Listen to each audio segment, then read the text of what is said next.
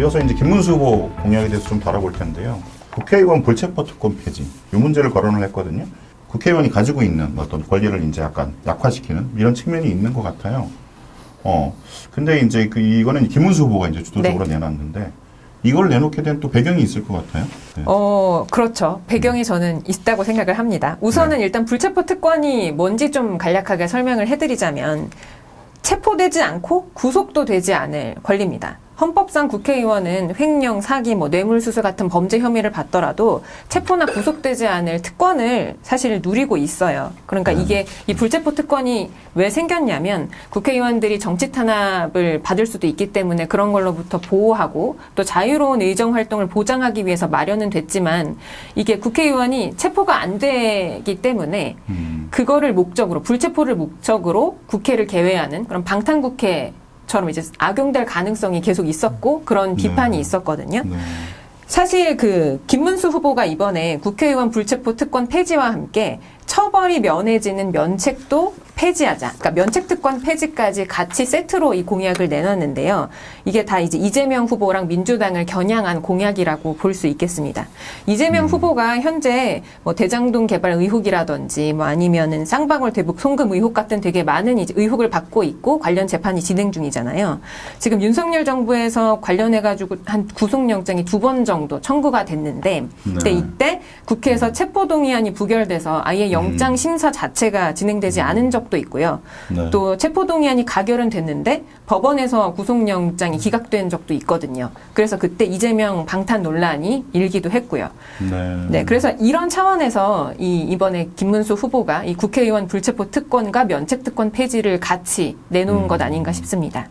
근데 또 보면은 과거에 이재명 후보가 국회의원들이 뭐 불체포 특권이 필요하겠냐 이런 뉘앙스의 또 발언을 한 적이 있어요.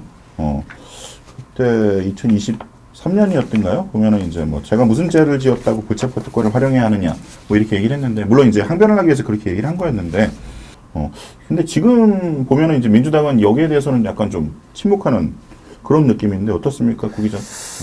네, 방금 민주당이 침묵할 수밖에 없는 이유를 선배와 부장께서 설명을 좀 해주셨는데 이번 이재명 후보 공약이나 뭐 개헌안 발표한 거에는 전혀 이 내용이 담기지 않았거든요.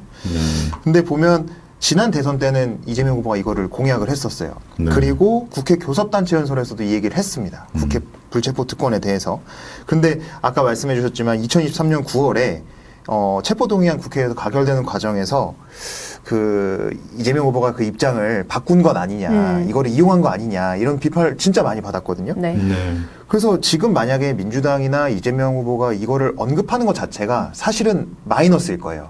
왜냐하면 옛날에 그 잘못한 것들을 끄집어내는 것 같은 느낌이니까. 그래서 아마 이번에는 좀 쉽지 않을까. 논란을 만들고 싶지 네. 않다. 뭐 이런 느낌도 있네요. 네.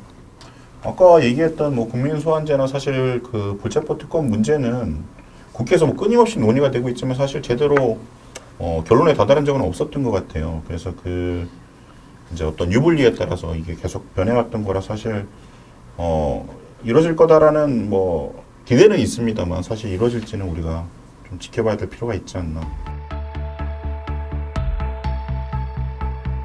이번 선거에 정치적으로 해석될 수 있는 공약들이 굉장히 많네요. 김문수 후보가 낸 또 다른 공약을 보면 선관위 감사 허용이 있더라고요. 이게 이것도 논란거리가 될 수 있는 공약인 것 같은데 구 기자가 보기에 이런 공약이 나온 배경은 뭘까요? 이게 부정선거랑 좀 관련이 좀 많이 있어 보이는데요. 보수 진영에서 선관위에 대한 불신은 굉장히 뿌리가 깊습니다. 네. 대통령까지 비상계엄을 한 이유로 가장 먼저 부정선거를 얘기했을 정도니까요.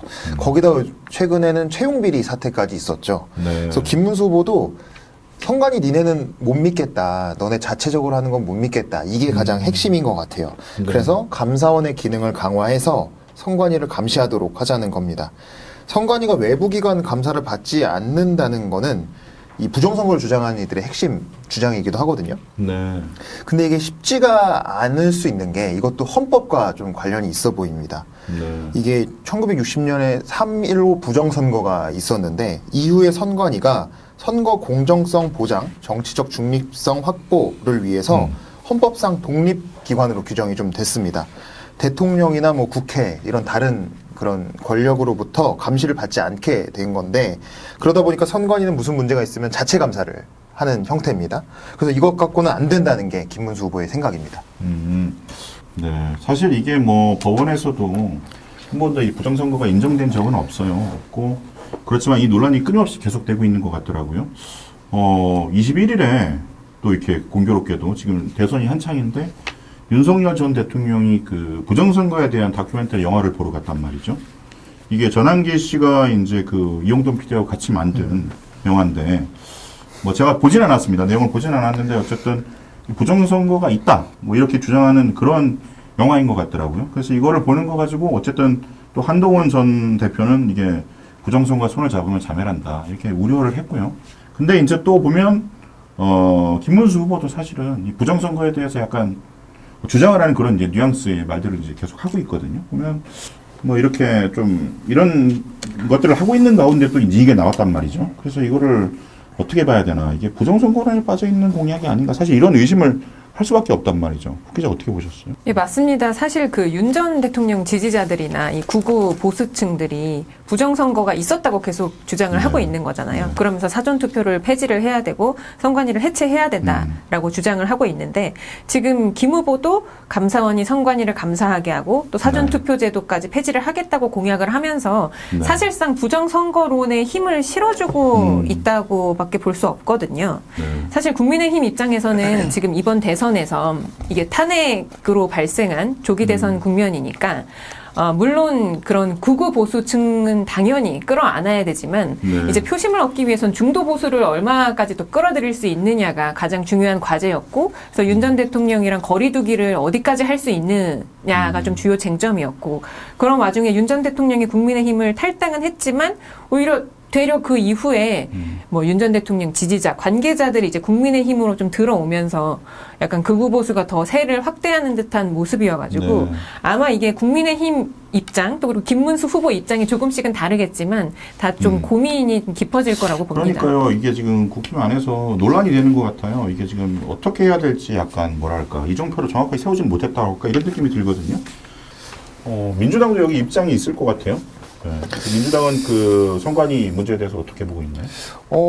일단 기본적으로 민주당은 부정선거는 없다는 입장이잖아요. 그렇기 때문에 지금 이 정책 자체도 아마 굉장히 뭐 받아들일 수 없는 정책일 겁니다. 기본적으로 헌법에 따라서 선관위가 감사원의 감사 대상이 될 수 없다는 건데 이게 지난 2월에 감사원이 그 선관위의 채용비리 의혹을 캤잖아요. 그 이후로 그 헌법재판소에서 감사원이 독립적인 헌법기관인 선관위를 감사하는 것은 위법이다 이렇게 판단을 내렸었어요. 그렇죠. 그 직후에 전용기 의원이나 이런 민주당 의원들이 감사원의 직무감찰 대상에서 선관위를 아예 제외하는 내용의 감사헌법 개정안을 발의하기도 했었습니다. 네. 근데 사실 이거 따지고 보면 선관위가 논란을 부른 측면이 분명히 있단 말이죠. 그렇죠, 예. 그 부정선거 자체를 떠나서 약간 뭐 채용비리라든가 이런 안 좋은 뉴스들이 계속 들렸잖아요. 그러다 보니까 이제 선관위의 권위가 바닥에 떨어진 상황이란 말이죠. 그래서 이거를 뭔가 대책이 필요하다. 이런 데는 사실 민주당도 좀 동의를 하고 있는 것 같아요.